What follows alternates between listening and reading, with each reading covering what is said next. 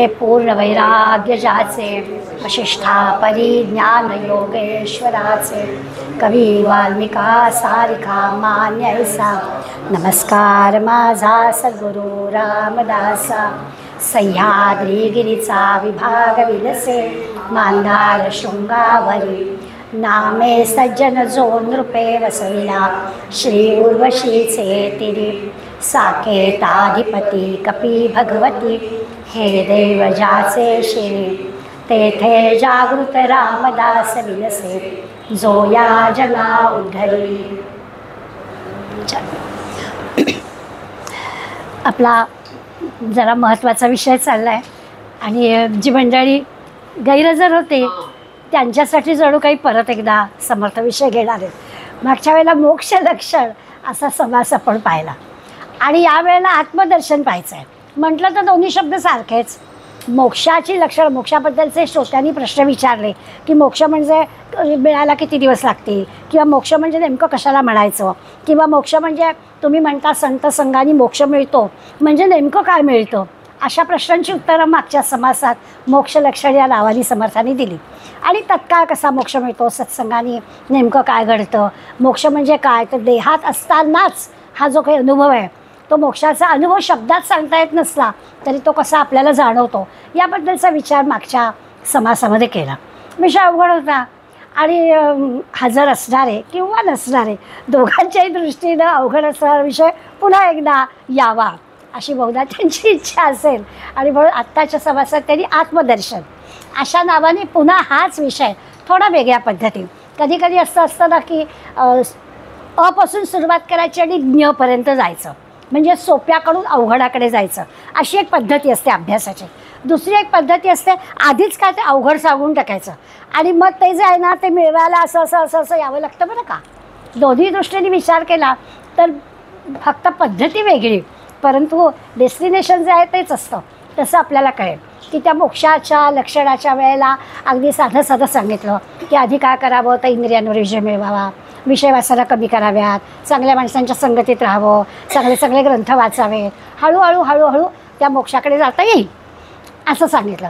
आता आत्मदर्शन म्हणजे तुम्हाला माहितीच आहे, सायुज्य मुक्ती म्हणजे काय झालं आहे सांगून, ते जे की आहे ना तेच असं म्हणून आता पुन्हा आपल्याला आत्मदर्शनाच्या त्या टप्प्यावरून खालपर्यंत समर्थ आणणार आहे। सगळ्याची शिक्षकांच्या शिकवण्याच्या पद्धती वेगवेगळ्या असतात। तसं सुरुवात केली धड्याला की आधी धड्यातलं सांगून टाकायचं, मॉरल ऑफ द लेसन ते आधी सांगून टाकायचं आणि मग त्याची स्टोरी सांगायची, किंवा आधी स्टोरी सांगत सांगत जायचं मग मॉरल सांगायचं। तसं समर्थ ह्या दोन समासात करतात असं आपल्या लक्षात येईल। तर आजच्या समासाचा विचार करताना आत्मदर्शन म्हणजे नेमकं काय, तर वेगळ्या पद्धतीने मी असं म्हटलं की सांगूनच टाकलं की आपण देह नसून परमात्माच आहोत। मुळावरच सांगून टाकलं की तुम्ही आधी आपण देह आहोत हे विसरलं पाहिजे, देहातीत व्हायला पाहिजे, मी म्हणजे देह नाही असं नाही, आपण देह नाहीच आहोत, आपण परमात्माच आहोत अशीच सुरुवात म्हणून समर्थाने आपल्याला केली। मग परमात्मा असणारा आपल्याला ज्याला स्वरूप कळलेलंच आहे त्याला स्वाभाविकच आत्मनिवेदन पद्धतीनं याचा अनुभव आपल्याला घेता येईल।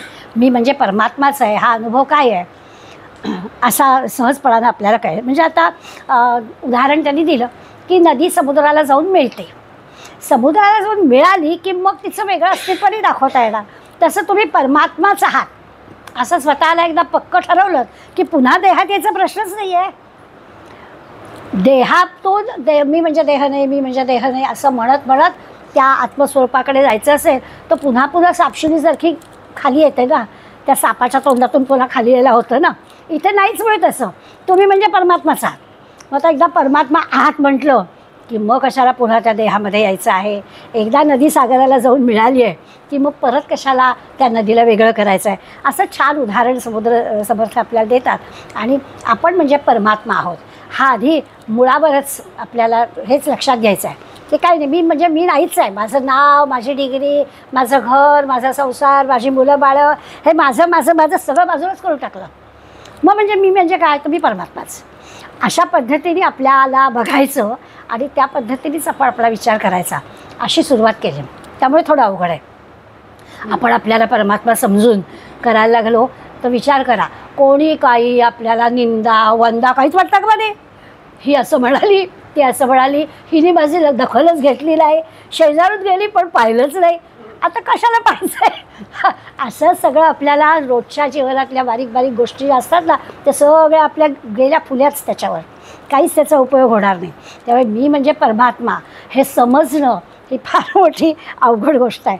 दुसरं असं आहे की समर्थ अजून एक उदाहरण देतात की एकदा कळलं ना की वाळवंटाचा प्रदेश आहे आणि लांब दूरवर आपल्याला पाणी आहे असं वाटतं आहे, पण आता बुद्धीच्या सहाय्याने आपल्याला कळलं आहे की ते पाणी नाही आहे, ते मृगजळ आहे. मग कशाला परत परत त्यात फसतो आहे आपण. जेव्हा आपल्याला पूर्ण माहिती नसते तेव्हा आपण अडकलो पडलो फसलो, गोष्ट वेगळी आहे. आता तसं नाही आहे. आता आपण परमात्माच आहोत म्हटल्यावर ह्या अशा फसव्या गोष्टीला आपण अडकूच कशाला, अशा पद्धतीने समर्थ आपल्याला सांगणार आहे. काही लोक आपल्याला असं म्हणतात की जाऊ दे ना, काय मिळायचं तेव्हा मोक्ष मिळेल, कशाला त्या फंदात पडायचं, मोक्षभिक्षा काय आपल्याला आत्ता कुठे हवा आहे, आणि 2-5 वर्षातली काहीतरी दुसरं सांगा ना, दरवर्षी आपलं एकदा मेडिकल करून घ्यावी, काही होत नाही ना आपल्याला, बघा असं आपलं आमचं जीवन आहे, हे कशाला या भानगडीत मोक्षभिक्षा हवं आहे, अशी आम्ही मंडळी आहोत. त्यामुळे काही लोकांना असं वाटेल की मोक्षभिक्षा काही नको आहे, पण समर्थ थोडे कडक शिक्षक आहेत, मी नेहमीच आपल्याला सांगते. समर्थ तर असा विचार करणाऱ्या, म्हणजे नरदेहात आलो आहे, आत्मदर्शनाची आपल्याला चांगली अक्षरशः चांगली संधी पूर्णपणानं मिळालेली आहे, आणि अशी संधी मिळूनसुद्धा जो या संधीचा फायदा घेत नाही त्याला समर्थ मूर्खच म्हणतात. तर म्हणाले असा जर विचार असेल ना, काय करायचं आहे, मोक्ष माझं बरं चाललं आहे, इतकी छान 70 वर्षे गेली, अजून जातील 5-10, संपेल विषय, मोदी आले तर चांगलंच आहे, नाही आलं तर काय करायचं आहे आपल्याला, बरं चाललं आहे, असा विचार करणारे मूर्ख, असं समोर त्यांनी स्पष्टपणाला सांगून टाकलं आहे. आणि त्यामुळे आपल्याला लक्षात येईल की जग नाहीसं झालं किंवा माझा हा देह टाकला आणि मग मारे अगदी मला पुष्कळ मोठं, उपयोग काय त्याचा. देहात असताना ह्या आत्मदर्शनाचा अनुभव घेणं, या देहात असतानाच मोक्षाचा अनुभव घेणं, याला महत्त्व आहे. देह टाकल्यानंतर मोक्षाला जाणार आहे किंवा ह्या जगाचा प्रलय झाला की जाणारच आहे ना, सगळ्या या सृष्टीचा प्रलय होणार आहे, मग प्रलय झाला म्हणजे मोक्षच. अरे तसं नाही आहे, प्रलय झाला म्हणजे मोक्ष, पण पुन्हा जर हे जग निर्माण होणार आहे म्हणजे वासनेतूच निर्माण होणार आहे, म्हणजे वासना असणार आहे, मग तुझ्या मोक्षाचा काय संबंध.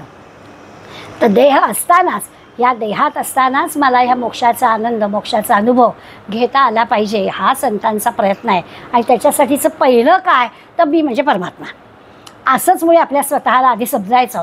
आणि मग परमात्मा एकदा झालो की मग आपल्याला कुठल्या कुठल्या सगळ्या गोष्टींना तोंड द्यायचं आहे किंवा कुठल्या कुठल्या गोष्टींवरती फुल्या मारायच्या आहेत, की नाहीच ना दुसरं काही, म्हणजे मान अपमान सुख दुःख या सगळ्याच्या पलीकडे जायला हवं आपल्याला, तरच आपल्याला या मोक्षाचा जो काही परमात्मा म्हणून आपल्याला जो अनुभव घ्यायचा आहे तो खऱ्या अर्थाने मिळेल. त्यामुळे समर्थांच्या मते देहामध्ये असताना या मुक्ती होण्याला किंवा ह्या आत्मदर्शन होण्याला आनंद आहे, देहात असलं पाहिजे, असा दुसरा मुद्दा सांगितला. म्हणजे एकतर आपण म्हणजे परमात्मा ही एक गोष्ट आपण पक्की केली, आणि दुसरी महत्त्वाची गोष्ट आपण पक्की केली की या देहात असतानाच याचा आपल्याला घ्यायचं आहे. देह टाकल्यावर वगैरे काही नाही, हा मोक्षाला गेला, हा वैकुंठाला गेला असलं आपल्याबद्दल बोललं तर ते देहाबद्दल असेल. आपलं जे स्वरूप आहे त्या स्वरूपाला असा काही जाण्याचा प्रश्नच नाही आहे. त्यामुळे तो दुसरा मुद्दा महत्त्वाचा ते आपल्याला सांगतात की देहामध्ये असताना या आत्मदर्शनाचा किंवा या मोक्षाचा अनुभव तुम्हाला मिळाला पाहिजे. आणि मधून हे असं मिळालं पाहिजे बरं ठीक आहे, पण त्याचं मार्ग पण सांगायला पाहिजे ना. मग हळूच आपल्याला ते सांगणार आहे की सद्गुरूंच्या सहवासात गेलो, ते काय सांगतात तशी साधना केली की मिळेल बरं का या मोक्षाचा साक्षात्कार, आत्मदर्शनाचा जो अनुभव आहे तो नक्की मिळेल. हो, नाहीतर मी म्हणजे परमात्मा असं समजून काय होणार आहे का. मग त्याला मार्ग काय, तर काही नाही, सद्गुरूंच्या सहवासात, सद्ग्रंथांच्या सहवासात, सत्संगामध्ये राहिलं की आपल्याला याचा अनुभव मिळेल, असं पण ते आपल्याला सांगतात. मोठा समास आहे, 70 ओव्यांचा अभ्यास आपल्याला तासाभरामध्ये करायचा आहे, पण तरी देखील एकदा हा विचार पक्का झाला की मी म्हणजे परमात्मा आहे आणि या देहात असतानाच मला या परमात्मा तत्वाचा किंवा या आत्मदर्शनाचा किंवा या मोक्षलक्षणाचा फायदा होणार आहे, याचा अनुभव मी घेणार आहे. तो सांगता येणार नाही आहे. ज्या कोणा संताला हा अनुभव आला आहे त्यांनी हेच सांगितलं की तो तुमचा तुम्ही अनुभव घ्यायचा आहे, पण होणार नक्की. या मार्गाने गेलात तर तुम्ही तिथे पोचणार नक्की. आता जायचं आहे तुम्हाला, मी गेलो आहे किंवा माझा अनुभव आहे असं सांगायला कोणी नाही आपल्याला. प्रत्येकाने आपला प्रवास आपलाच करायचा आहे, पण निश्चितपणानं तुम्ही त्या टप्प्यापर्यंत पोहोचणार याची खात्री मात्र आपल्याला ते देतात. मग आता ह्या देहामध्ये राहून आपल्याला अनुभव घ्यायचा आहे.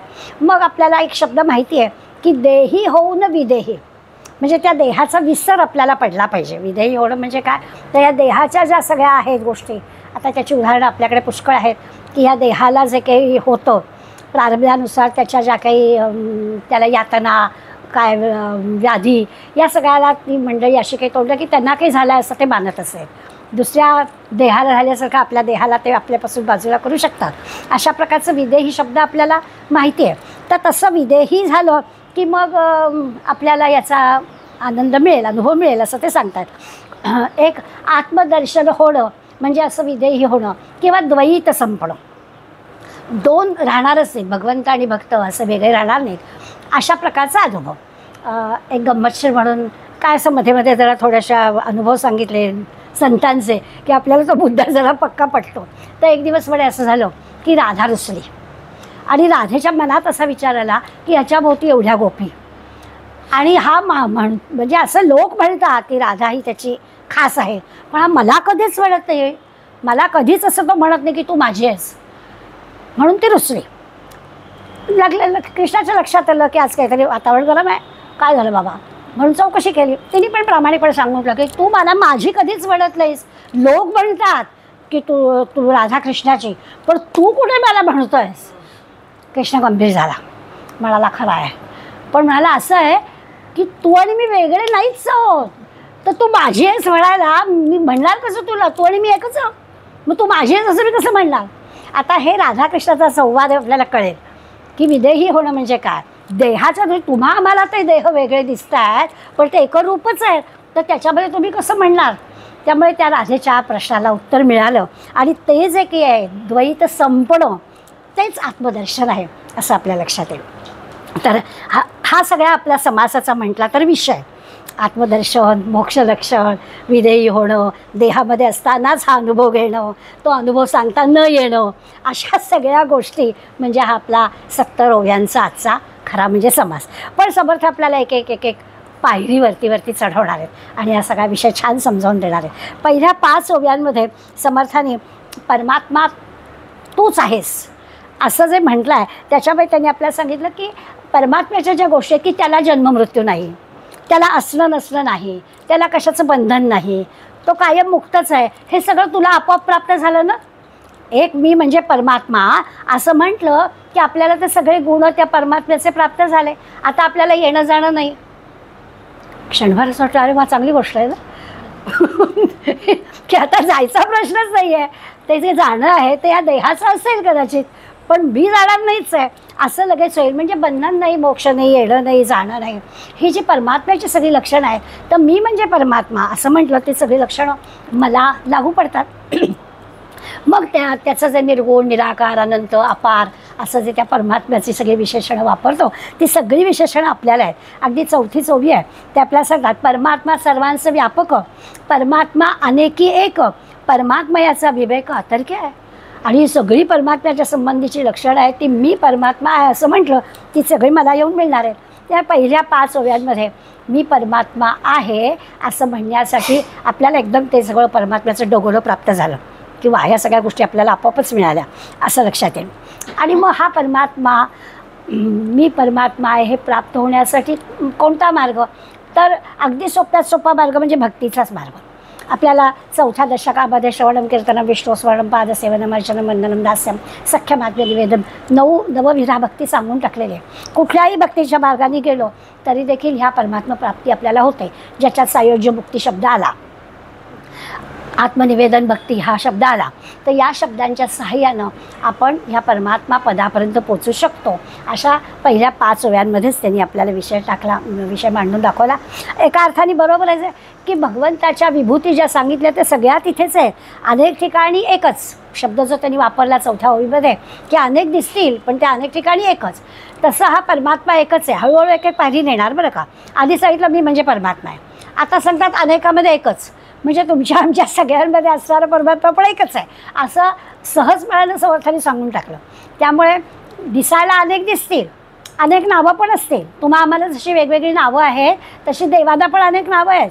त्या सगळ्या अनेक देवांमध्ये एकच एक परमात्मा आहे. अनेक तुम्हा आम्हा असणाऱ्या वेगवेगळ्या नावांना, शरीरांना दिलेली आहेत नावं. आपण एकमेकांना त्या वेगवेगळ्या नावांनी वेगवेगळे ओळखतो, पण तरी देखील आपण सगळे एकच आहोत. अशा अनेकामधला एकता विषय हा पहिल्याच 5 याच्यात सांगून टाकला. आणि सायुज्य मुक्ती किंवा आपल्याला नवविधा भक्तीतली आत्मनिवेदन भक्ती ही जी सांगितली आहे ती आणि हे वेगळं काही नाही आहे असं पण सांगितलं. जो विषय झालेला असतो त्याची आठवण करून दिली की मग सोपं वाटतं की अरे हो, आपण 4 मुक्तींमधली सायुज्य मुक्ती, युज म्हणजे जोडणं, आणि त्याच्यामध्ये आपण द्वैत संपणं हे पाहिलं होतं.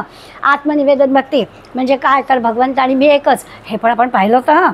असा एक माहीत झालेला विषय पुन्हा एकदा आला की आपल्याला असं वाटतं की हां, हे काही नवीन नाही आहे, कळलं आपल्याला, असं होईल. पुढल्या 6 ते 10 ओव्यांमध्ये त्यांनी आपल्याला स्वतःला देवाला अर्पण करून टाका असं म्हटलं आहे. अर्पण करून टाका म्हणजेच शरण जा, भगवंताला शरण जा, संपूर्ण शरणागती. हां, म्हणजे भगवंताला शरण जाताना तुकाराम महाराज असं म्हणतात की असं जरी असलं तरी तू देव मी भक्त असंच करा, असं नाही. आता इथे आपल्याला असं आहे की पूर्णपणानं अद्वैतातच जायचं आहे. ते का, कोणत्या अर्थानं ते असं म्हणाले, कारण ह्या भगवंताची जी काही सेवा करायची आहे, नवविधा भक्तीमधला जो नातेसंबंध आपल्याला लाभायचा आहे त्याच्यामध्ये तू आणि मी एकच असलो तरी देखील तू भगवंत आणि मी भक्त असं केलं असतं तर ती भक्ती मला करता येईल रे. मग मला तुला अशी गोड आग्रह करता येईल रे की दूध माझ्या हातनं तू पी रे, असं मला म्हणता येईल ना. त्यामुळे नंतर तुकाराम महाराजांनी असं म्हटलं की हे द्वैतच बरं आहे बाबा. परंतु या मोक्षलक्षणाचा किंवा आत्मनिवेदनाचा विचार करताना, आत्मलक्षणांचा विचार करताना आपल्याला लक्षात येईल की मी आणि परमात्म्यामध्ये भेद नाही आहे. तर त्याला पूर्ण सरेंडर होणं, शरण जाणं, मी आणि भगवंत वेगळे नाहीच आहोत, संपूर्ण शरणागती ज्याला म्हणता येईल तशी शरणागती त्याला अभिप्रेत आहे. 7व्या ओळीमध्ये समर्थाने सांगितलं, तया नवविधामध्ये सार आत्मनिवेदन थोर तयेचा करावा विचार स्वानुभवे स्वय. स्वानुभवाने ते ओळखून घ्यायचं. पुन्हा तोच विषय नेहमीप्रमाणे की हा प्रत्येकाने प्रत्येकाचा वेगळा वेगळा घ्यायचा अनुभव आहे. सद्गुरू दिशा दाखवत आहेत, पण सायुज्य मुक्तीचा, आत्मनिवेदनाचा अनुभव आपला आपण घ्यायचा आहे. आणि हे सहज, पण नवविधा भक्तीचं सार, एखाद्या गोष्टीचं सार आपल्याला कळण्यासाठी आधी सगळ्या गोष्टी कराव्या लागतात. त्यामुळे 9च्या 9 आधी भक्ती बघायच्या आणि मग त्यातला आत्मनिवेदन सार घ्यायचा. डायरेक्ट नाहीतरी काय आपल्याला सारच हवं आहे ना, मग त्या कशाला आधीचा समास वाचा, एकदम आत्मनिवेदनच वाचूया, नाही चालणार. श्रवणम कीर्तन विष्णू सगळ्या नवविधा भक्तींच्या ह्याच्यातून जायचं. त्या सगळ्या भक्ती करायला हव्यात का असे समजून घ्यायला मात्र हव्यात. आणि मग त्याच्यातली श्रेष्ठ जी आहे ती अद्वैत साधणारी त्या आत्मनिवेदन भक्तीचा आपल्याला विचार करायचा आहे असं समर्थ आपल्याला सांगतात. पण जायला पाहिजे, त्या सगळ्याचा परिचय करून घेतलाच पाहिजे असं पण सांगतात. त्यानंतर 11 ते 19 या ओव्यांमध्ये ते आपल्याला आपण कोण आहोत याचा शोध घ्यायला सांगतात. मी कोण हे आधी शोधून घ्यावं. परमात्मा आहे म्हटलं आहे तर निर्गुण निराकार परमात्मा कसा असतो ते जाणण्यासाठी आपण ज्यासारखे आहोत की आपण जो होणार आहोत त्याची ओळख आपल्याला पाहिजे ना. त्याचे सगळे गुण आपल्याला लागणार आहेत. मग त्याचे सगळे गुण जर आपल्याला लागणार आहेत तर तो कसा आहे हे आपल्याला जाणून घ्यायला पाहिजे. मी म्हणजे परमात्मा आहे असं म्हटलं, पण परमात्मा जसा आहे त्याचे जे जे सगळे गुण आहेत ते सगळे मला आपोआप मिळणार आहेत. मग ते जे गुण आहेत त्या गुणांचा विचार केला पाहिजे. देव कसा आहे, भक्त कसा आहे, या दोघांचा संबंध कसा आहे, हे सगळं जर आपल्याला कळलं तर मग ते आत्मनिवेदन आपल्याला कळेल. बरं, हे जे आहे हे कायमस्वरूपी आहे. म्हणजे थोड्या वेळापुरतं भक्त भगवंताचं अद्वैत साधलं आहे असं नाही आहे. शाश्वत स्वरूपामध्ये आपल्याला 13व्या ओवीमध्ये समर्थ सांगतात, आत्मनिवेदनाचे लक्षणं आधी पाहावे मी कोण. जेव्हा आपल्याला ह्या मी म्हणजे परमात्मा आहे अशी जी काही आपली स्वतःची ओळख स्वतःलाच करून द्यायची आहे. आपण जेव्हा परिचयामध्ये आपला परिचय सांगतो तेव्हा आपण असं काहीच सांगू शकत नाही. आपलं नाव सांगू, डिग्री सांगतो, अमक्याची आई जिथे जसं आहोत त्याप्रमाणे आपण आपली ओळख वेगवेगळी करून देतो. कोणाची बायको सांगतो, कोणाची आई आहे सांगतो, कोणाची शेजारी नाही सांगतो. त्यामुळे ही जी असते ती आपली देहाच्या संदर्भातली ओळख असते. इथे आपल्याला त्यांनी सांगितलं आहे आधी पाहावे मी कोण. आधी आपण आपल्याला जाणून घ्यायला हवं, मग परमात्मा निर्गुण तो ओळखावा. आणि ज्या परमात्मा म्हणून मी माझी ओळख करून देणार आहे त्या परमात्म्याची ओळख पण आपल्याला झालेली असली पाहिजे, तर मी परमात्मा असं म्हणता येईल, नाही तर कसं म्हणता येईल. त्यामुळे 13व्या ओळीमध्ये त्यांनी आधी आपण स्वतःला आपल्याला स्वरूप जाणून घ्यायचं आहे.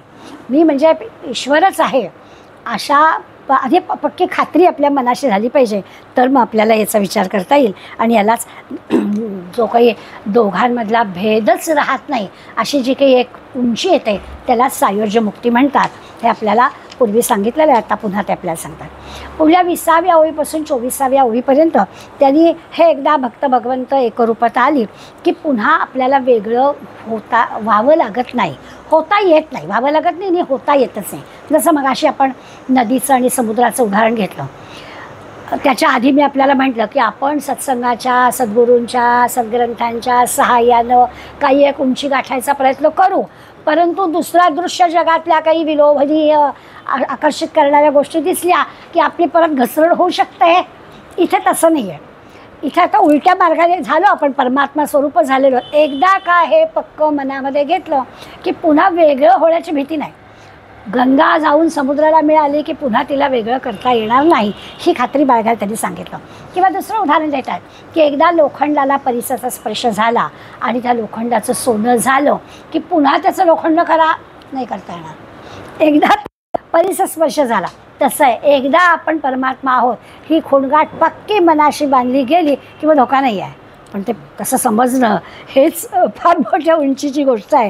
त्यामुळे भक्त भगवंताचा झाला की त्याला वेगळा करता येत नाही, ही खोडगाठ पक्की साधकांनी लक्षात ठेवायची.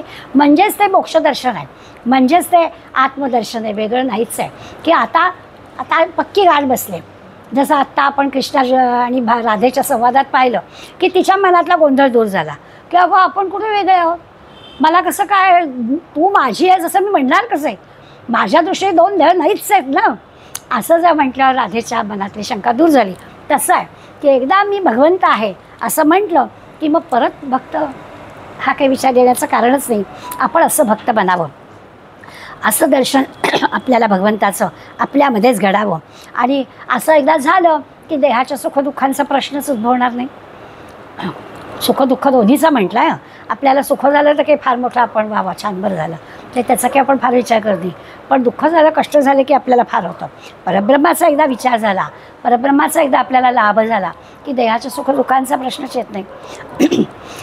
मग याच्यासाठी देहातीत कसं व्हायचं, आता उलटीकडून येतो ना आपण. त्यामुळे पुन्हा आता मागे येताना हे सगळे प्रश्न जे चढताना आले होते ते सगळे उतरताना येणारच आहेत.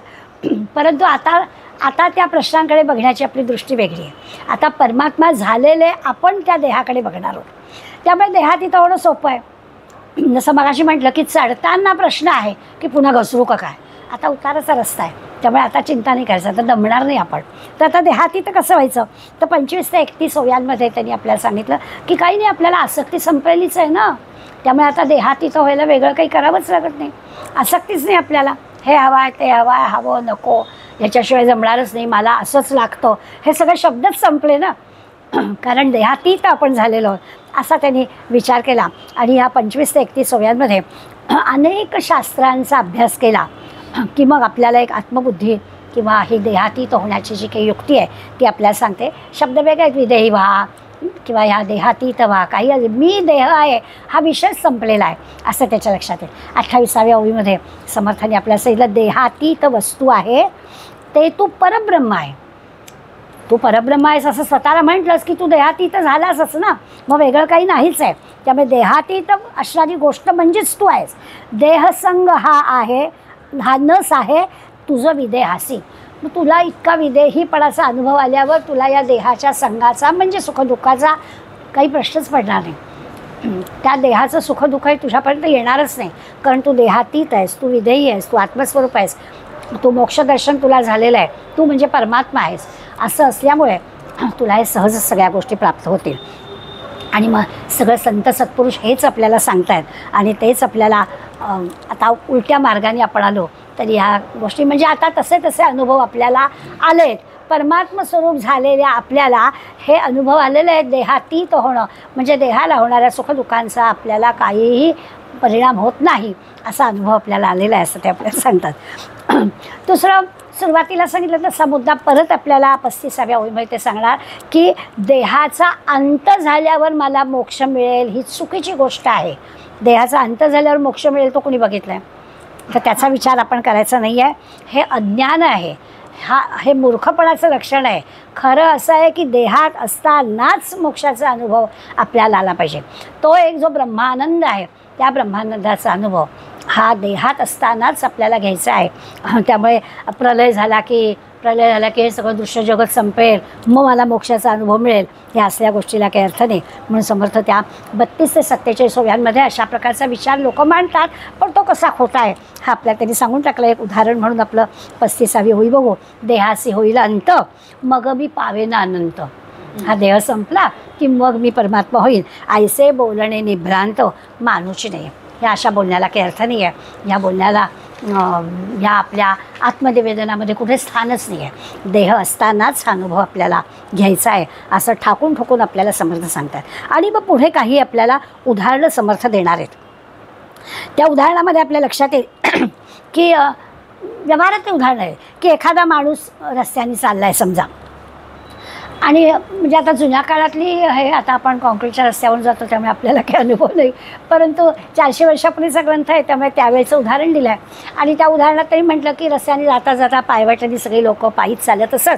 त्यामुळे कुठल्या तरी झाडाची मुळी वाकडी तिकडी वाढलेली, झाड कुठे ती मुळी कुठून तरी बाहेर आलेली, असं काहीतरी दुरून आपल्याला दृश्य दिसतं.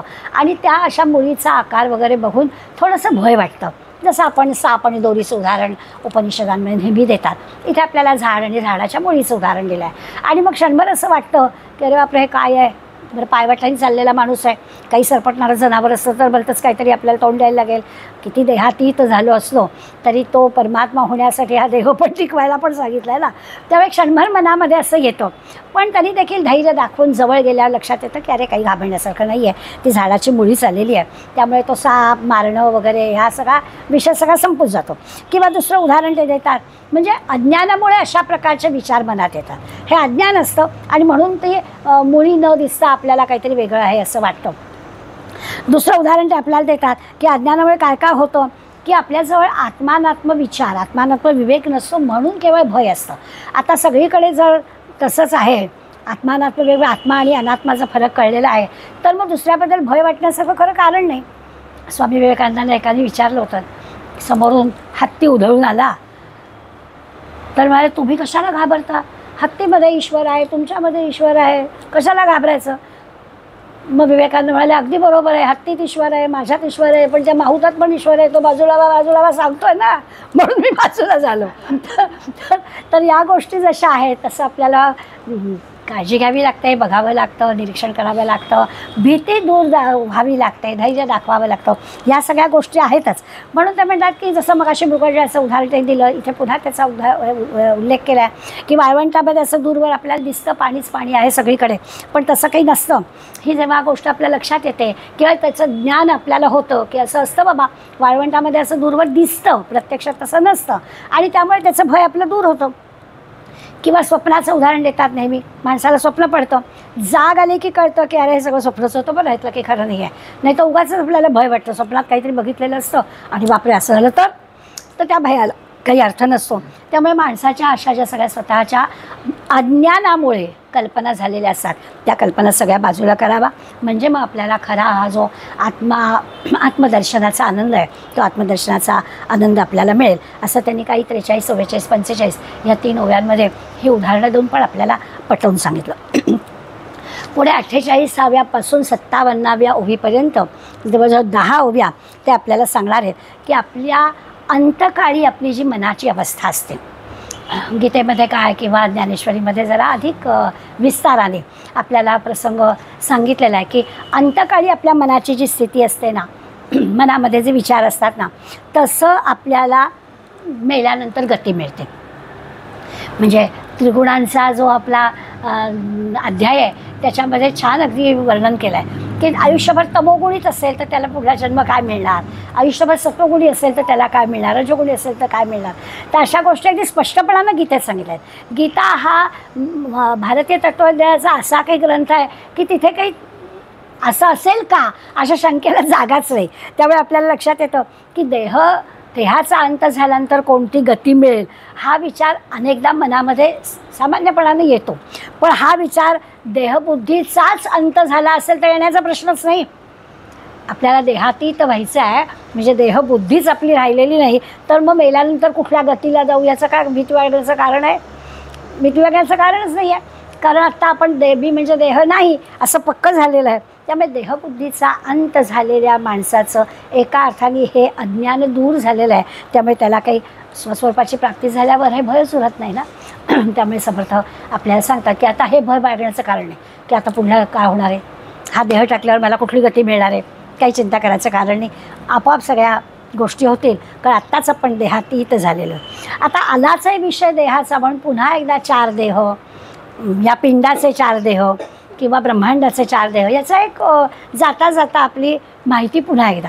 जसं आपल्या या देहाबद्दल आपल्याला माहिती आहे, स्थूल, सूक्ष्म, कारण आणि महाकारण, हे आपल्या पिंडाचे देह लगेच लक्षात येतात. याच्याबद्दलचं आपण सहज समजून घेऊ शकतो. ब्रह्मांडाला पण असे 4 देह आहेत. त्याचे जे विचार आहेत, विराट म्हणतो आपण. पहिलं जे स्थूल रूप आपल्या देहाचं आहे, आपलं जे स्थूल शरीर आहे, तसं या ब्रह्मांडाचं जे स्थूल शरीर आहे त्याला विराट असं म्हणतात. आपलं एक सूक्ष्म शरीर आहे, म्हणजे आपल्या ज्या भावना आहेत, वासना आहेत, याला आपण सूक्ष्म असं म्हणतो. ते त्या ब्रह्मांडाचं पण आहे, त्याला हिरण्यगर्भ असं म्हणतात. आपलं कारण आणि महाकारण हे जे 2 देह आहेत, या 2 देहाला अव्याकृत आणि मूळ प्रकृती असं म्हणतात. आता ह्याची पुन्हा पुन्हा आपल्याला उजळणी होणारच आहे, नाही याच्यातला भाग नाही. पण आता देहातीत व्हायचं आहे, म्हणजे आता 4ही देहांच्या संदर्भातलं आपण मोकळं होऊन जायचं आहे की हे म्हणजे मी नाही, हे म्हणजे मी नाही. मग आता आपल्याला कुठल्या वासना नाही आहेत, कुठल्या भावना नाही आहेत, रागरोभ नाही आहेत, काहीच नाही. ह्याला देह, स्थूल देहच म्हणजे मी नाही आहे असा विचार केला की आपल्याला लक्षात येतं की असा विचार करणाऱ्याला मी परमात्मा आहे तर आत्मदर्शन झालेलं आहे. परंतु असं होतं, हे खात्रीला घडतं, संत आपल्याला सांगतायत. पण तरी देखील गती शब्दाला की अधोगती येतेच ना. त्यावेळी गती, अधोगती किंवा सद्गती, दुर्गती हे सगळं जे आहे ना, आता लक्षात असं घ्यायचं की परमात्म्याला हे काही नाही आहे. जी परमात्म्याची प्राप्ती आपण म्हणतो आहे त्याला आता गती अधोगती नाही आहे अशी खात्री समर्थाने आपल्याला करायची. त्या एकदा टॉप ऑफ द वर्ल्ड या ह्याच्यावर तुम्ही पोचलात की मग तुम्हाला भीती वागण्याचं कारण नाही. आता अधोगती नाही, दुर्गती नाही, अशा पद्धतीनं आपल्याला त्यांनी उलट्या पद्धतीनं मोक्षदर्शनाच्या ऐवजी आत्मदर्शनामध्ये अशा पद्धतीने आपल्याला जायला सांगितलं. जाता जाता म्हटलं आहे की वेदांनाही काही ह्याचा खरा व्याख्या करता आलेली नाही आहे, खरा अर्थ सांगितलेला नाही आहे. आपण मात्र सोप्या भाषेमध्ये करून घ्यायचं आहे. 3 प्रकारच्या प्रचिती आपल्याला ह्या परमात्मा आपण आहोत असा आता निर्णय झाला. हां, मी म्हणजे परमात्मा आहे, तर आपल्याला 3 प्रतीती आलेल्या आहेत. कुठल्या कुठल्या आहेत तर शास्त्रप्रती, जे शास्त्रात सांगितलं आहे तसं आपल्याला प्राप्त झालेलं आहे. सद्गुरू प्रचिती, सद्गुरूंनी जे सांगितलं आहे तेही आपल्याला प्राप्त झालेलं आहे. आणि आत्मप्रचिती, स्वतःचा अनुभव आपण घेतलेला आहे. या 3 प्रचिती आल्या, ह्या तिन्ही गोष्टींचं एकत्रीकरण आलं, या तिन्ही गोष्टींचा समन्वय झाला.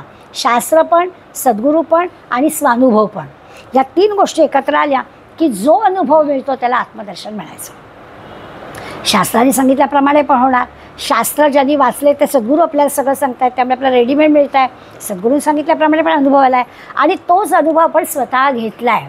या 3 गोष्टींचा समन्वय शिष्याला जर प्राप्त झाला तर तो म्हणजेच आत्मदर्शन आहे.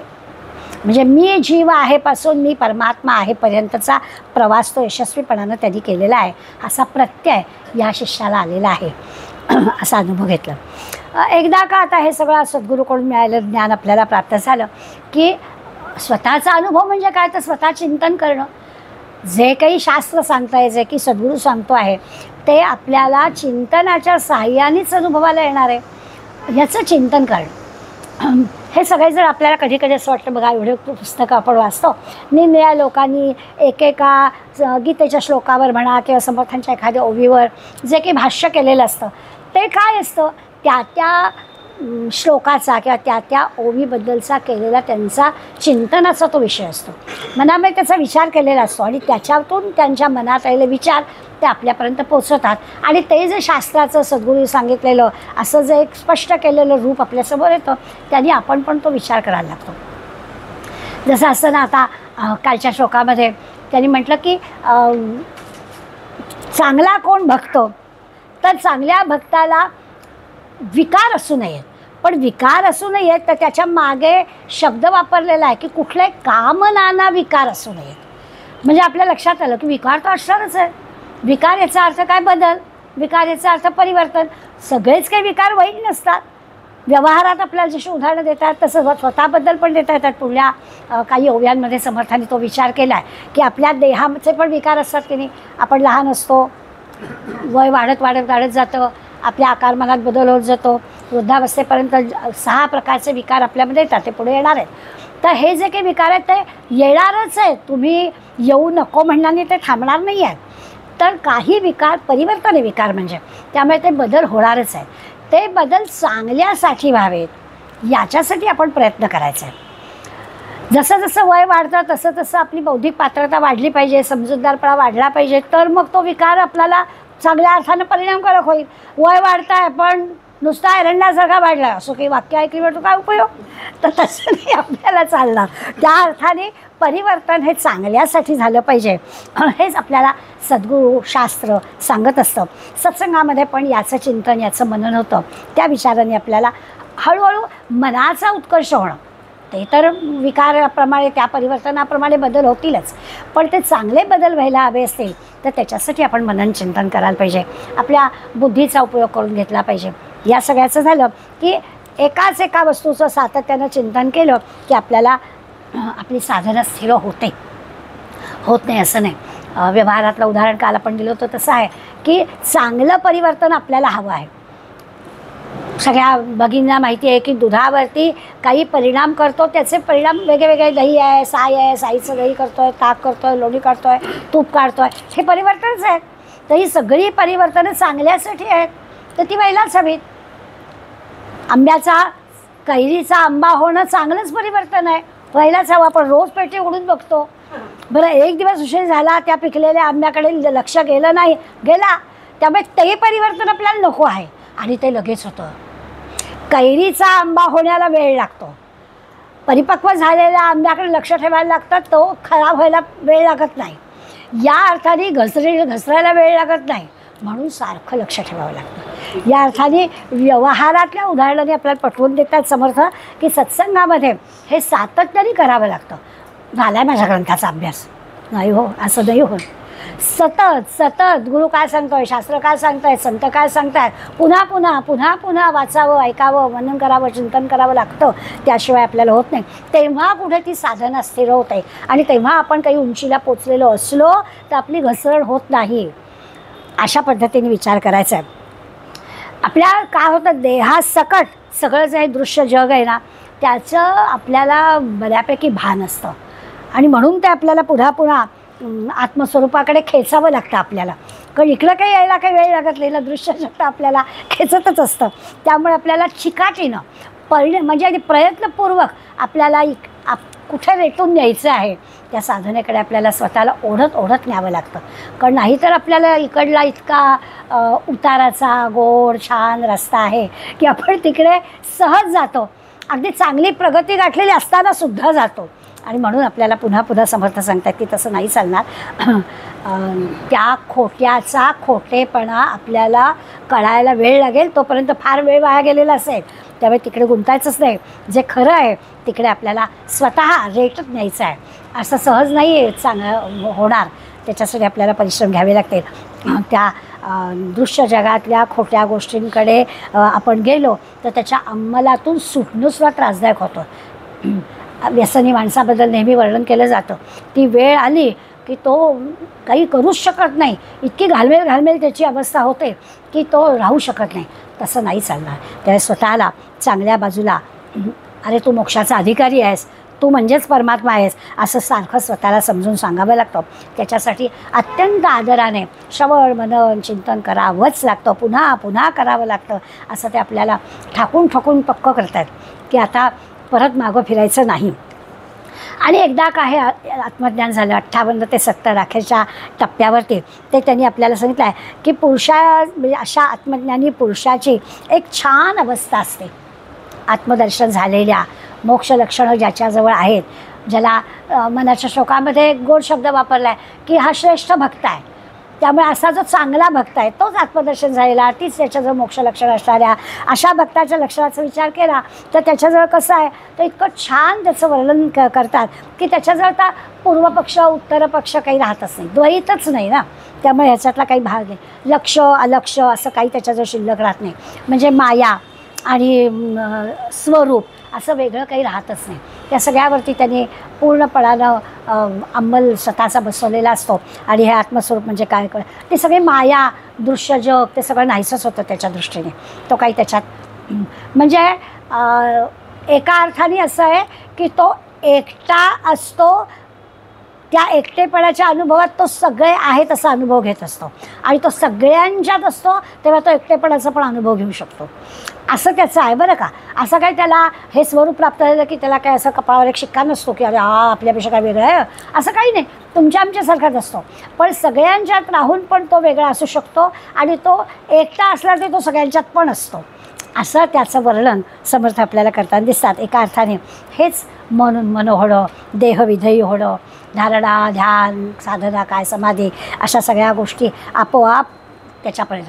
आणि मग एक हळूच गोष्ट समर्थाने सांगितलं की असं जर झालं ना तर वेगळी साधना करावीच लागत नाही. म्हणजे साधनेने हे सगळं प्राप्त होतं असं सांगितलं. आता काही साधने बिधने कारण ते 24 तास साधनच चाललेली आहे. त्याचं जे आचरण आहे ते सगळं साधनेला धरूनच आहे. त्यामुळे त्याला वेगळं काही करावं लागेल. त्याच्यासाठी आता ते सगळं मृगजळ सुकून गेलेलं आहे. आता नाही त्याला पाणी बिणी दिसत. पाणी कुठपर्यंत दिसतं आपल्याला, दृश्य जगाचा अंमल आपल्यावर आहे तोपर्यंत. एकदा का आहे आत्मज्ञानाची प्राप्ती झालेली आहे तर आता पाणी दिसतच नाही. आता त्याला ज्ञानप्राप्ती झाली ना तर आता त्याला कशाला दूरवर आहे पाणी असं वाटेल. त्याला पाणी वाटणारच नाही. सगळं जे की मीपणाचं जे बंधन आहे त्या देहामुळे आलेली जी सगळी बंधनं आहेत ती त्याची सगळी सुटतात. जन्म मरणाच्या बंधनातून तो सुटतो. तर आता बाकीची बंधनं कुठली राहणार. अशा प्रकारचं एक आसक्ती संपलेलं अशा प्रकारचं एक जीवन आपल्याला त्याला प्राप्त होतं. जो कोणी अशा प्रकारे मी म्हणजे परमात्मा, सुरुवात आपली तिथे झाली की मी म्हणजे परमात्मा आहे असं समजायचं की त्याचं काय काय होतं. एका अर्थाने जी काही आपण साधना केलेली आहे त्या साधनेचं ते फळ आहे. एकदम आपल्याला म्हणताच येणार नाही मी म्हणजे परमात्मा आहे.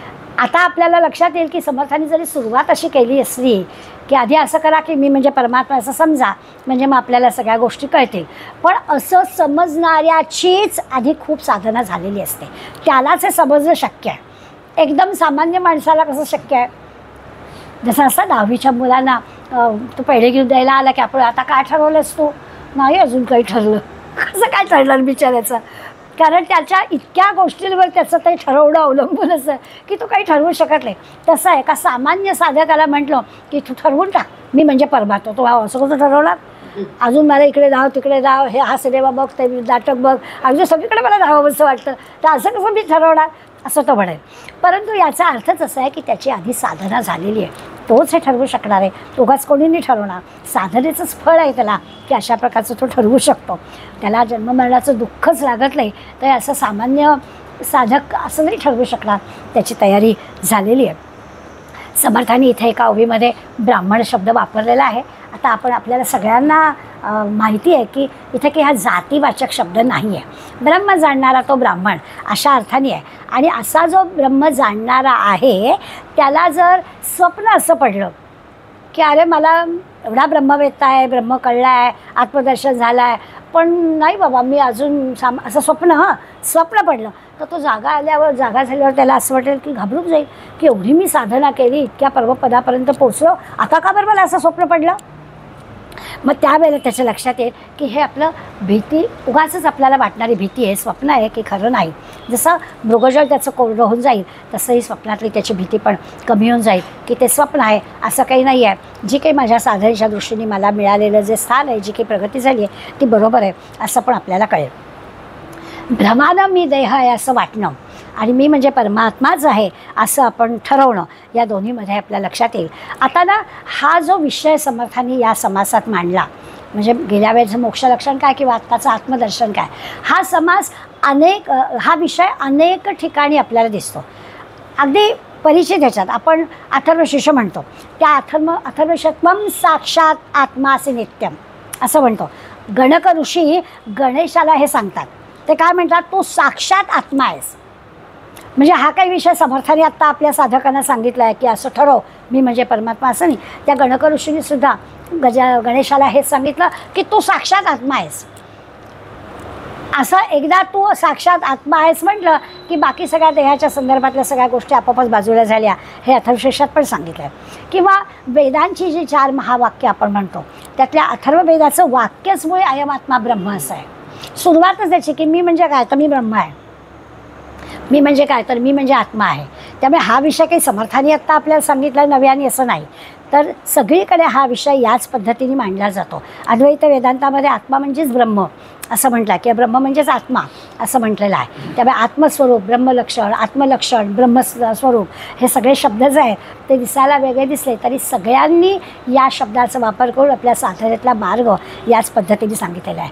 कठोपनिषदामध्ये यमनचिकेताचा संवाद आहे, त्याच्यामध्ये हाच विचार केला आहे. त्यांनी एक रूपक घेतलं आहे की शरीर जे आपलं आहे हे शरीर म्हणजे जणू काही एक रथ आहे. त्या रथाला जो कोणी सारथी असतो तो सारथी म्हणजे आपली बुद्धी आहे. हा देह चालवायला आपल्याला बुद्धी लागते. सकाळी गजर बंद करून झोपतो तेव्हा बुद्धी आपली काम करत नाही, मग बुद्धीने काम केलं की आपण ताडकन उठतो. त्यामुळे ती बुद्धी आपला सारथी आहे. ती बुद्धी आपल्या रथाला सांगते की आता उठ, आता हे कर. बरं त्याच्यात त्याला लगाम लागतात. भलतंसलतंच काही ते करून बसेल, मग त्याला मनाचे लगाम घालून काय योग्य काय अयोग्य हे दाखवावं लागतं, ते करतो. आणि मग हा जीवाचा जो स्वामी आहे हे कोणासाठी करायचं, तो जीवाचा स्वामी म्हणजे जीवात्मा, आत असणारा जो आत्मतत्व आहे, चैतन्य आहे, त्याचं हे सगळं आहे. त्यामुळे यमनचिकेताच्या संवादात असं रूपक घेऊन त्याला आपला हेच आत्मस्वरूपच या नचिकेताला सांगण्यासाठी त्यांनी केला. गीतेमध्ये अनंत ठिकाणी आपल्याला हा विषय दिसतो. अव्यक्तो यमचिंतो यमविकार्यो यमुच्यते असं म्हणतात की हा जो आत्मा आहे हा इंद्रियांना गोचर नाही, इंद्रियांना दिसणारा नाही आहे किंवा मनाला सुद्धा कळणारा नाही आहे. कळण्यासारखं वाटतं पण चंचल मनेनं पुढं दुसरीकडे धावतं. त्या इंद्रिय मनाची शक्ती आत्मा जाणायला कमी पडते असं आपल्याला गीता सांगतात. ती गोष्ट खरी आहे.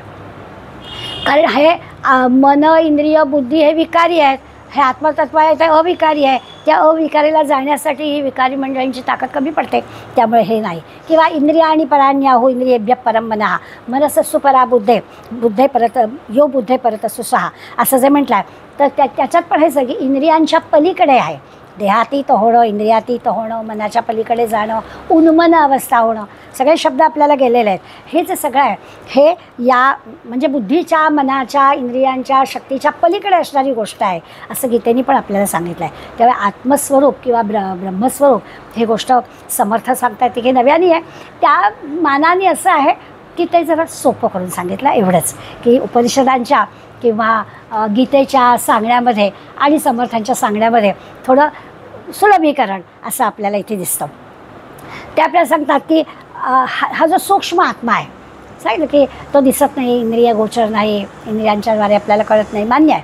पण हा सूक्ष्म असणाऱ्या आत्म्याला स्थूल पातळीवर म्हणजे इंद्रियांच्या किंवा मनाच्या याच्यावर आपण हलवू शकतो, समजून घेऊ शकतो. सुरुवातीला शास्त्र आधार पाहिजे, सद्गुरूचं सांगणं पाहिजे, ते त्यांची सांगते साधना केली पाहिजे. मग हे सगळं आपल्याला इंद्रियांद्वाराच करायचं आहे. त्यामुळे जरी ते इंद्रियांच्या अधीन नाही असं सांगत असलो तरीसुद्धा त्या सूक्ष्म आत्म्याला ओळखण्यासाठी स्थूल देहाच्या इंद्रियांचाच वापर करावा लागणार आहे. फक्त त्या इंद्रियांना आपल्याला मार्ग दाखवावा लागेल. इंद्रिय भरकटणार, इकडे तिकडे जातील, त्यांना जाऊ द्यायचं नाही. मग नेहमी आपल्याला ते जे आत असणारं चैतन्य आहे ते आपल्या करवी हे सगळं करून घेतं. इंद्रियांच्या द्वारा, बुद्धीच्या, मनाच्या द्वारा हे करून घेतं. त्याच्यासाठी एक नेहमीचं उदाहरण आहे की आपली चुंबक शक्ती जी असते त्या चुंबक शक्तीच्या आधारे मोठ्या मोठ्या गोष्टीसुद्धा इकडे तिकडे हलू शकतात. पण ते विद्युत चुंबक आहे ते हलत नाही काही, तसा तो आत्मा हलत नाही. तो या बाकी सगळ्यांना हलवून कामं करून घेऊ शकतो. अशा प्रकारची शक्ती ह्यांच्याजवळ आहे. त्यामुळे आत्मा स्वतः काही करत नसला तरीसुद्धा कार्य प्रवृत्त करत असतो. तसं हे इंद्रियांना कार्यप्रवृत्त करण्यासाठी देहात असूनच आपल्याला या गोष्टी करायच्या आहेत. आत्म्याला कुठल्या प्रकारचे विकार नाहीत पण देहाला आहेत. मग अशी म्हटलं तसं हा परिवर्तन, हा बदलाचा भाग आहे. देहाचे विचार 6 विकार आपल्याला सांगतात. जन्माला यायचं म्हणजे जायते, आपले नुसते शब्द ऐकून ठेवूया असं काही त्याचा फार उपयोग अशातला भाग नाही. पण देहाचे विकार न जायते म्रियते वा कदाचित म्हणजे काय, तर जायते अस्ति, जायते म्हणजे जन्माला येणं, अस्ति म्हणजे असणं, अनुभूतीला येणं, अस्तित्व असणं. जोपर्यंत हा देह आहे तोपर्यंत हे अस्तिपण आहे. वर्धते, देहामध्ये वाढ होते. ठराविक वयापर्यंत आपल्याला 18 वर्ष 21 वर्ष पुरुषाची स्त्रीची वाढ आपल्याला दिसते. विपरिणमते म्हणजे पक्वता येते, तयार होतं. बुद्धीच्या दृष्टीनं, देहाच्या दृष्टीनं, मनाच्या दृष्टीनं कुठलाही याचा विचार केला तरी हे सगळी परिवर्तन होत असतात. त्याच्यानंतर मग अपक्षी येते, मग क्षय पावायला लागतो, कमी कमी व्हायला लागतं, आणि विनश्यती, नाश पावणं. हे 6 देहाचे विकार आपल्याला असतातच. मग आता आत्म्याचा अनुभव कसा घ्यावा, तर ते पण आपल्याला समर्थ सांगतात की आत्म्याचा अनुभव असा घ्यायचा की आपण समजा रस्त्याने चालतो आहे, आपली सावली पडते, त्या सावलीवरून ट्रक गेला, आपल्याला काय झालं? ती सावली म्हणजे माझा देह आहे आणि मी म्हणजे आत्मा आहे. आता क्षणभर सावली म्हणजे देह, त्याच्यावर गाडी गेली तर असं एकदम होईल. पण आता विचार कसा करायचा आहे, तर मी आणि मग आत्मा म्हणजे देह आणि आत्मा. मी अजूनपर्यंत मी देह समजते म्हणून मी आणि आत्मा असं म्हटलं, पण मी म्हणजे आत्मा जर आहे तर आत्मा हा कसा आहे, तर आत्मा वेगळा आहे देहाच्या सावलीप्रमाणे. देह वेगळा, देहाची सावली वेगळी. त्या सावलीवरून गाडी गेली, देहाला काही झालेलं नाही. नेहमी मठाकाशाचं आणि घटाकाशाचं उदाहरण देतात की मातीच्या पाण्याने भरलेले मातीचे घट आहेत, सूर्याचं प्रतिबिंब त्या सगळ्या घटामध्ये पडलं आहे. अगदी बरोबर आहे, इतके सूर्य आपल्याला दिसतात, पण घट फुटला, सूर्याला काही झालं का? काही झालं नाही. तसं आपल्या आत्म्याला काही होत नाही असं ते दाखवण्यासाठी आपल्याला पुन्हा पुन्हा उदाहरणं देतात की त्याचा नाश होत नाही, त्याला काही होत नाही. आता होतं असं की इतकं सगळं सांगितलं असलं, अनंत मंडळींना हे सगळं संत मंडळी सांगतात.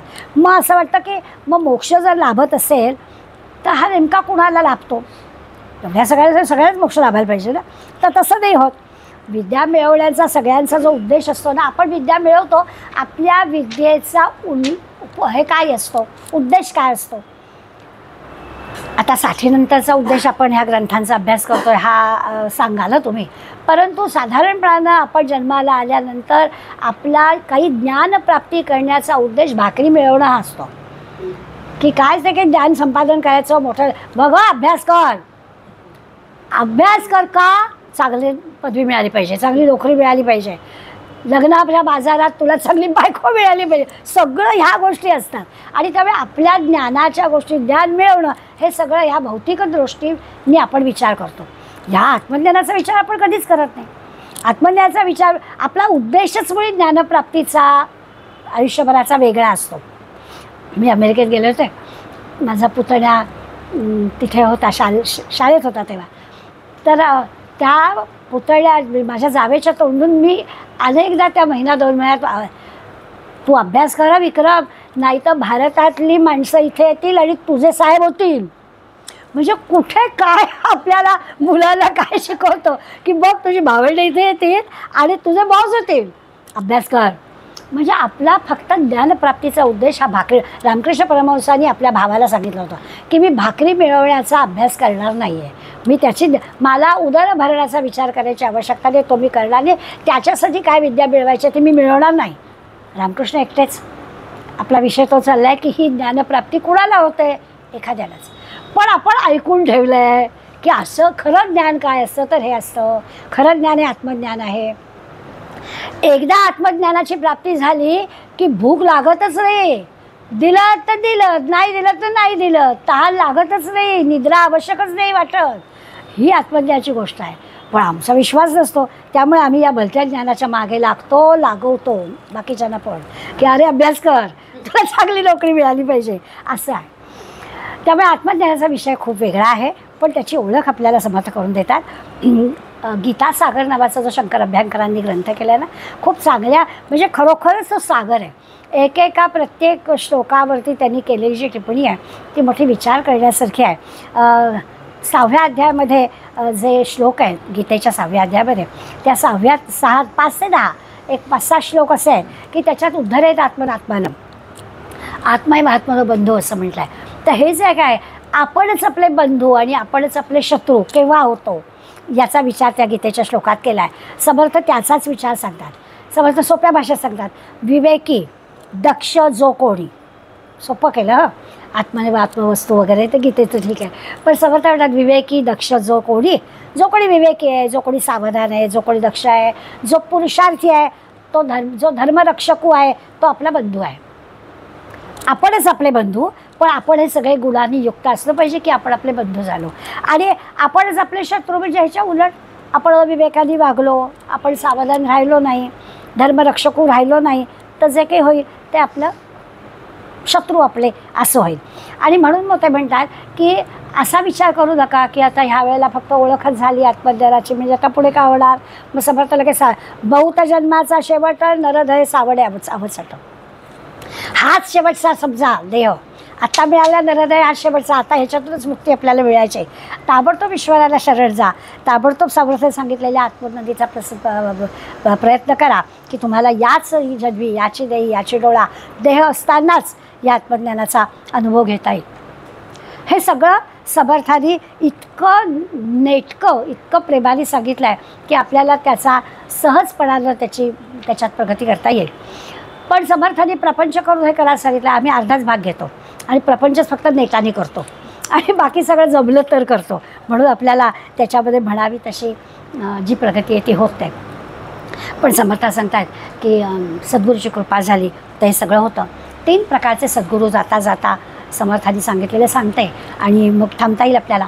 सद्गुरू 3 प्रकारचे असतात. एक सद्गुरू असे असतात की ते सांगतात या वाटेने जा, या वाटेने जा, तुला मोक्ष मिळेल.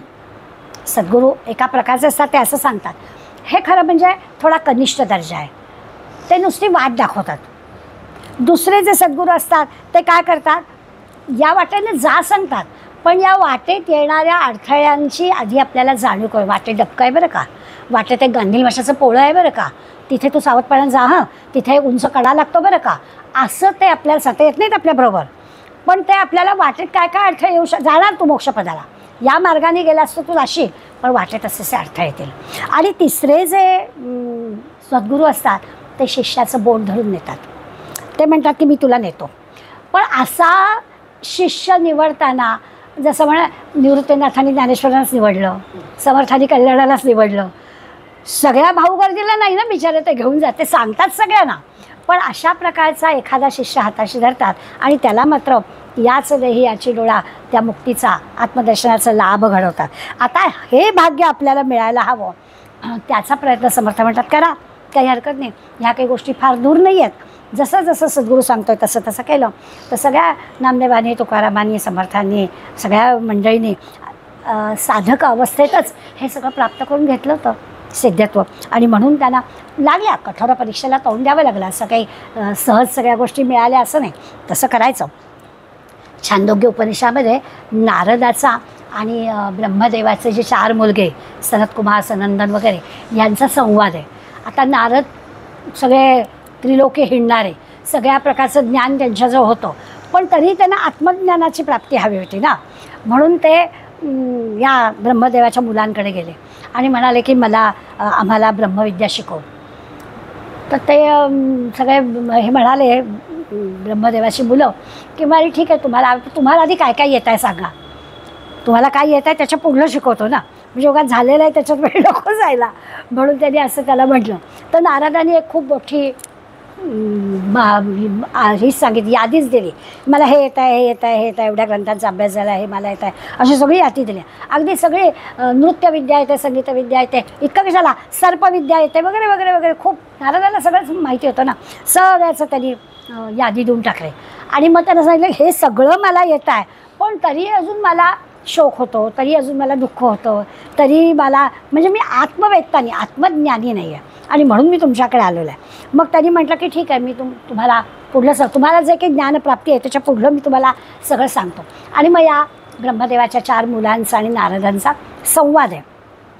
कशापेक्षा कोण श्रेष्ठ, कशापेक्षा कोण श्रेष्ठ असं ते सांगतात. मग ते म्हणाले मन हे वाणीपेक्षा श्रेष्ठ. म्हणजे बोलण्याने संतांनी आपल्याला सगळ्या गोष्टी सांगितल्या, पण त्या ज्या गोष्टी मनात आपल्या घेऊ आपण, त्या म्हणजे जे चांगलं असेल किंवा जे आपल्याला भावलं तेच फक्त मनात राहतं. त्या वाणीपेक्षा मन श्रेष्ठ आहे असं त्यांनी मनाचं मोठेपण सांगितलं. पुढे म्हणाले नाही, मनापेक्षा सुद्धा संकल्प श्रेष्ठ आहे. तुम्ही काहीतरी ठरवलं पाहिजे.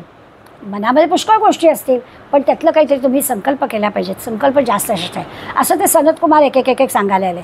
ते म्हणाले नाही नाही, चित्त आहे ना ते संकल्पाहून श्रेष्ठ आहे, पण चिंतन केलं पाहिजे. संकल्प पुष्कळ केलात, पण ते संकल्प केल्यानंतर तो संकल्प पुरा होण्यासाठी चिंतन करावं लागतं. ते चिंतन करण्याचं काम चित्ताचं आहे, त्यामुळे चित्त महत्त्वाचं आहे. मग चित्त महत्त्वाचं आहे, त्यांनी चांगलं चिंतन केलं पाहिजे, त्याच्यासाठी ध्यान महत्त्वाचं आहे. एक एक एक एक पायरी सनत कुमार नारदांना सांगायला, नारद म्हणजे हे मला माहिती आहे, हे मला माहिती आहे, हे मला येत आहे, हे मी केलं आहे. ध्यान करते, ध्यानाहून काय श्रेष्ठ आहे तर ध्यानाहून 7वा गीतेचा अध्याय ज्ञान विज्ञान योग, त्यातलं विज्ञान श्रेष्ठ आहे. मग म्हणाले कितीही विज्ञान असलं तरी बळ विज्ञानाहून श्रेष्ठ आहे, शक्ती पाहिजे जाणण्याची, त्यामुळे ती शक्ती श्रेष्ठ आहे. एक एक एक एक पायरी नारदांना ते सांगतायत. नारद म्हणाले हां हे बरोबर आहे, हे मला पटलं, हे कळलं मला. मग म्हणाले बलाहून श्रेष्ठ काय आहे, तर म्हणाले बळ शक्ती यायला अन्न हवं, या देहात सगळं मिळवायचं आहे, अन्न जास्त श्रेष्ठ आहे. हां म्हणाले बरोबर आहे, अन्न श्रेष्ठ आहे. अन्न एक वेळ ठीक आहे, नाही मिळालं तरी चालेल, पाणी जास्त श्रेष्ठ आहे, अन्नापेक्षा मला जल श्रेष्ठ आहे. एक एक एक एक ते सांगतोय आणि पटतंय, नाही म्हणायची काही हिंमतच होत नाही. जलाहून म्हणाले तेज श्रेष्ठ आहे, पाणी मिळेल, अन्न मिळेल, पण बुद्धीत तेजच नसेल तर ते कसं तुम्ही काय सांगताय ते घेणार. तेजाहून म्हणाले आकाश श्रेष्ठ आहे, आपल्याजवळ ते ज्ञान साठवायला काहीतरी पोकळी हवी की नाही. शून्यत्व आकाशाचा जो गुण आहे तो आपल्यामध्ये नाही तर आहे, पण ते घेणार कुठे, साठवणार कुठे. त्यामुळे ते म्हणे आकाशाहून स्मरण श्रेष्ठ आहे, घेतलं आहे सगळं, त्यातलं ठेवायचं काय, आठवायचं काय. स्मरणाहून आशा श्रेष्ठ आहे, हे सगळं आपल्याला मिळावं याची आपली आधी तयारी तर हवी. आणि आशेहून सगळ्यात प्राण श्रेष्ठ आहे, अशी एक यादी या सनत कुमारांनी नारदांना सांगितली. आणि सगळ्याचा आधार हे प्राण आहे असं त्यांनी म्हटलं. अशा प्रकारे ही जी की अविद्या, अज्ञान, अंधार या सगळ्याच्या पलीकडे आत्मदर्शन जे आहे ते नारदांना या सनत कुमारांनी मिळवून दिलं बाबा. आता लक्षात आपल्या की नारदांजवळ आधी सगळं ज्ञान होतं आणि मग या सनत कुमारांच्या मुलांनी त्याला आणलं. म्हणजे ब्रह्मविद्येचं ज्ञान खरं म्हणजे नारदांजवळ आहे, कारण या सगळ्या पायऱ्या सांगताना नारदांना मान्य होत होत्या. बरोबर आहे, बरोबर आहे, हे मला माहिती आहे, हे मला कळलेलं आहे. तर त्यांनी नव्हतं असं नाही, पण यालाच ब्रह्मविद्या म्हणतात अशा प्रकारचा विचार त्यांना काही येत नव्हता. म्हणजे मी म्हणजे परमात्मा आहे हे येत नव्हतं. तर सामान्यांचा विचार काय होणार, नारदांसारख्यांची परिस्थिती आहे तर आपण काय करावं. पण नाही, आपल्याला एक सोप्पा मार्ग सांगितला. एवढं नारद बिरद आणि एवढा अभ्यास आपल्याला काही आवश्यकता नाही आहे. आपल्याला एक खुशकीचा सोप्पा मार्ग सांगून टाकला समर्थाने. समर्थ असं म्हणतात की एवढ्या कठीण मार्गाने मी तुम्हाला नेणारच नाही, तुम्हाला सोप्पा मार्ग सांगतो.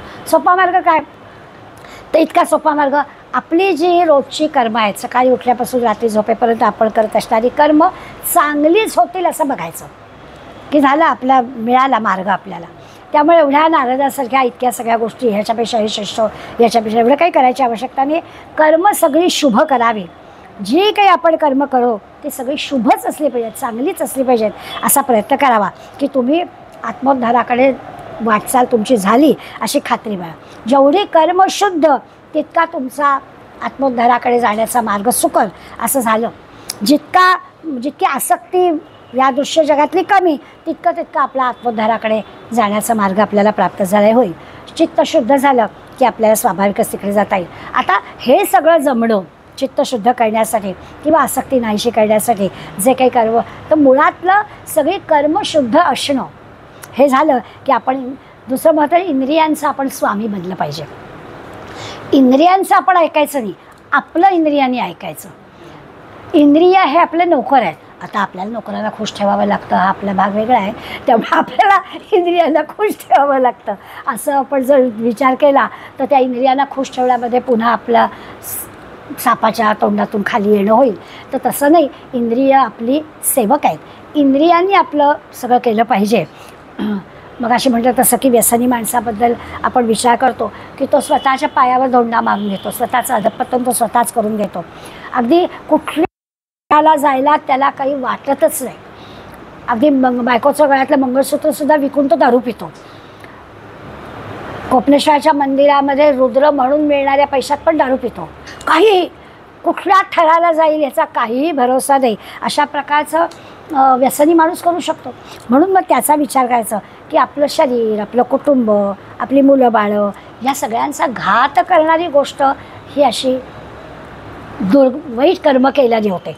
त्याचा विचार करायचा नाही. इंद्रिय हे आपले मित्र जे आहेत तर त्यांना, किंवा इंद्रिय आपले सेवक आहेत तर त्यांना त्याच पद्धतीनं आपण वागवलं पाहिजे.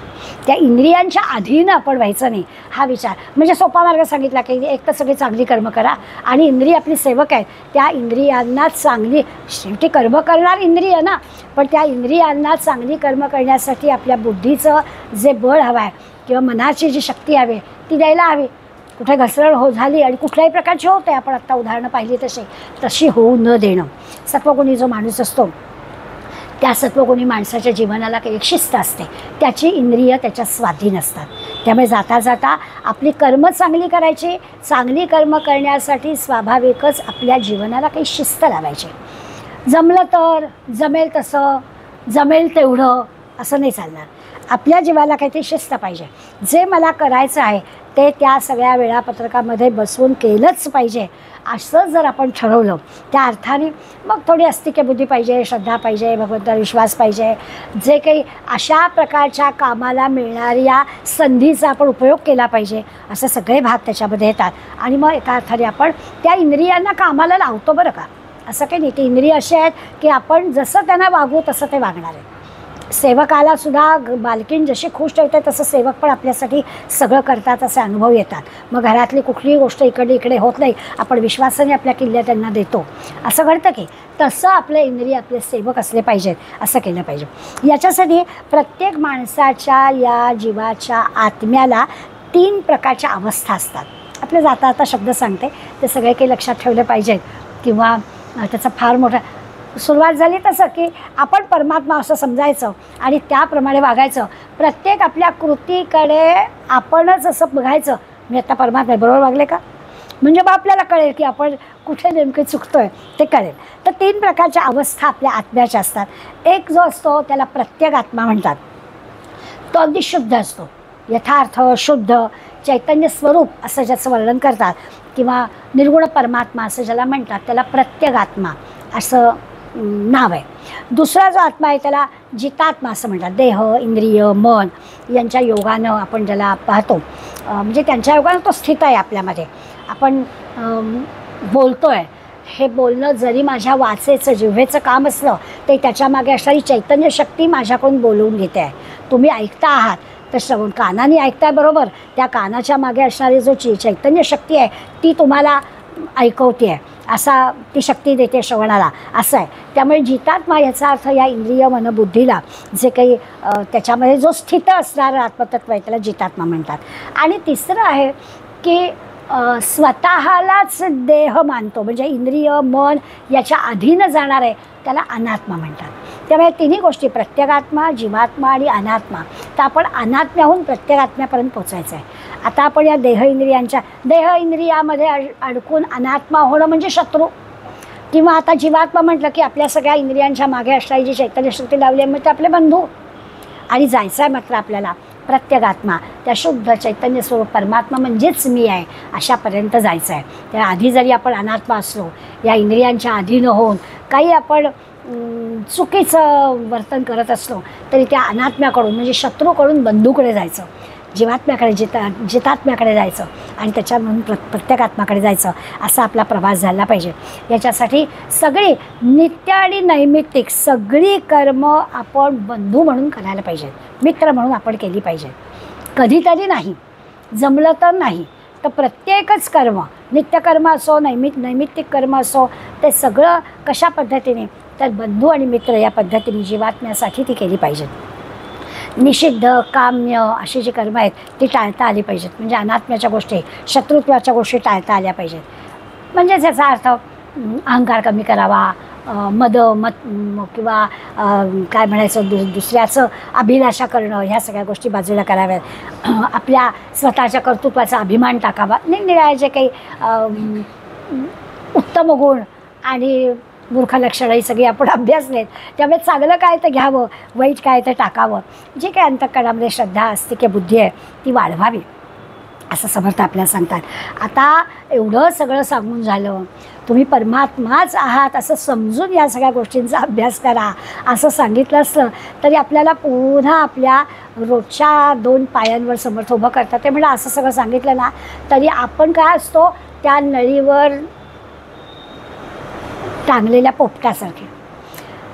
नळी धरलेली आहे त्या पोपटाने आपल्या पायात, कळलाय त्याला की मी पाय सोडले पाहिजे म्हणजे मला मुक्त संचार करायला मिळणार आहे, हे त्याला कळतं आहे. पण पडलो तर आणि त्यावेळी ते देहातून मी बाजूलाच होत नाही. हा देह म्हणजे मी आहे, सांगितलं आहे की मी म्हणजे परमात्मा आहे असं गृहीत धरून आता सगळे कार्यक्रम मार्गक्रमण कर असं सांगितलं आहे. पण समर्थांनी एवढं सगळं सांगितलं असलं ना तरी आपण नळीवरचे पोपटच आहोत. किंवा नाथांची गोष्ट सांगतात. नाथ बिचारे एकदा छान पैठण गावामध्ये कोणीतरी गाव जेवण घातलं होतं आणि नाथ हे गावातले प्रतिष्ठित गणले जात होते. तर पंगत नाथ आल्याशिवाय सुरू कसे होणार. ते सगळे तमाम मंडळी गाव जेवणासाठी पंक्तीला आलेली आहेत आणि नाथ आले नाहीत म्हणून त्या माणसाने आपल्या मुलाला पाठव, जा जा नाथानं बोलून आणि पंगत खोळंबली. आणि मग गेला हा नाथांकडे. त्यांनी सांगितलं चला चला पंगत खोळंबली. तर नाथांनी पाहिलं तो दुरून येतोय म्हटल्यावर एका बागेतल्या झाडाला असं घट्ट मिठी भरून बसले आणि म्हणाला अरे येतच होतो पण या झाडाने मला पकडूनच ठेवलं आहे. तो बिचारा मुलगा गेला वडिलांना सांगायला काय ते नाथ तुम्ही त्या नाथांचं एवढे करते काय वेड्याचं मिठी मारून बसले झाडाला आणि म्हटलं काय कळलं झाड सोडत नाही, सोडा मिठी. आता हे नाथाला काय कळत नाही आहे का. आपल्याला पण तसंच आहे, आपल्याला काही कळत नाही आहे का पण आपण पण तेच करतो आहे की प्रपंचाला मिठी भरून बसलं आहे. हे सगळं मोक्ष लक्षण आत्मदर्शन आपल्याला कळलं आहे पण हे सुटत नाही ना आपलं. म्हणून समर्थ सांगता की मला 8व्या दशकामध्ये आत्मदर्शन मी तुम्हाला सांगितलं, मोक्षलक्षणं सांगितले. आता खरं पुढल्या 20व्या दशकापर्यंत जायची आवश्यकताच नाही आहे पण जावं लागणार आहे. कारण आम्ही पोपटावरचे नळीला धरून बसलेले पोपट आहोत. अशा पद्धतीचा विचार करून पुन्हा हे आपल्याला करायला हवं. नाही तर कळलं आहे ना आता काही पुढल्या ग्रंथाची गरजच नाही आहे खरं म्हणजे. पण तसं होत नाही. आणि मग म्हणून पुन्हा आपल्याला एकदा जर सिद्ध कोण असतो त्याची लक्षणं काय असतात, एकदा आपल्याला बद्धमुमुक्ष साधक सिद्ध सांगून झालं आहे. पुन्हा आपल्याला पुढल्या समासामध्ये सिद्धाची लक्षणं सांगितले की हे सगळं करताना आपण तयार व्हायला पाहिजे, आपण सिद्ध व्हायला पाहिजे. मग ते सिद्ध होण्यासाठी आपल्यामध्ये काय काय आता बदल करायचा. नुसतं मी परमात्मा आहे असं म्हणायचं पण त्याच्यासाठी आपली तयारी कशी व्हायला पाहिजे ते आपल्याला पुढल्या समासात समर्थ सांगतील. थोडा मोठा 70 समासांचा समास आहे पण विषय आपल्याला समजायलाच आहे असं काही फार हे नाही आहे. खूप छान छान उदाहरणं दिली आहेत. मुळातला समास वाचून येणारी काही मंडळी आहेत त्यांना कळलं असेल आणि पण नंतर वाचला तरीसुद्धा आपल्याला ते नक्की उलगडा होईल. मला आवडेल की समजा तुम्ही घरी जाऊन समास वाचलात आणि एखादा मुद्दा असं वाटलं की आपल्याला कळला नाही तर खुशाल आपल्याला आपल्या व्हॉट्सॲपचा आधार घेऊन विचारायला हरकत नाही. माझ्या परीनं मला काय जमेल ते तुमच्या शंकांचं निरसन करण्याचा प्रयत्न करेन. म्हणजे मग आपल्याला काय होईल एक एक आता जसं जसं आपण पुढे जाऊ तसं तसं आपल्याला या गोष्टींचा पण विचार करायला पाहिजे की आपली भूमी तयार केली समर्थाने पण ते आता तयार असणाऱ्या भूमीमध्ये चांगलं रोप यावं, त्या रोपाला चांगलं वृक्ष तयार व्हावा, चांगली फळं यायला हवीत यासाठी आपल्याला बारकाईनं त्याचा विचार केला पाहिजे. तर तसं जरी झालं तरी मला जरूर विचारा, मला आवडेल आणि करूया प्रयत्न. शेवटी हा अभ्यास आहे आपला तर सगळ्यांनी मिळून करायची गोष्ट आहे. तव स्मरण संतत स्फुरणदायी आम्हा घडो त्वदीय गुणकीर्तन ध्वनी सुरम्य करणी पडो स्वदेश हित रक्षणा बिन दुजी कथा नावडो तुझ्या समहिया मुची तनु ही देशकारी पडो. जय जय रघुवीर समर्थ.